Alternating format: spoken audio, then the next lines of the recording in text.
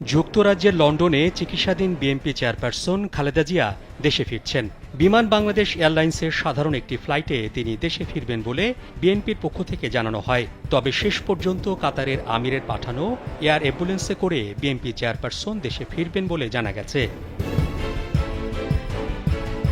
BNP চেয়ারপারসনের media উইংয়ের সদস্য সাইরুল কবির খান জানান, কাতারের আমিরের পাঠানো এয়ার অ্যাম্বুলেন্সে খালেদা জিয়া দেশে আসছেন, তবে সময় এখনও চূড়ান্ত হয়নি।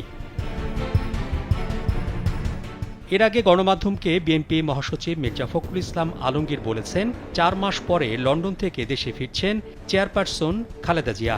তিনি বলেন, ম্যাডাম ৫ মে সকালে দেশে ফিরছেন। যতদূর জানি ওনার সঙ্গে তারেক রহমানের স্ত্রী জোবায়দা রহমান ও আরাফাত রহমানের স্ত্রী সৈয়দা শর্মিলা রহমানের আসার কথা রয়েছে।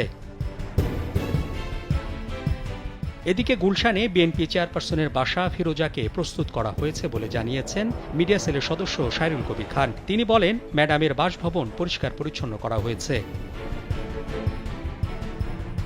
লন্ডন থেকে দেশে ফেরার বিষয়টি জানিয়ে গত সপ্তাহে বিএনপির মহাসচিব মির্জা ফখরুল ইসলাম আলমগীর অন্তর্বর্তী সরকারের পররাষ্ট্র উপদেষ্টা মোহাম্মদ তৌহিদ হোসেনকে চিঠি দেন। সেই চিঠির পরিপ্রেক্ষিতে সরকার লন্ডন ও দোহার বাংলাদেশ হাই কমিশনের মাধ্যমে সাবেক প্রধানমন্ত্রীকে দেশে ফেরাতে প্রস্তুতি নিচ্ছে বলে জানা গেছে।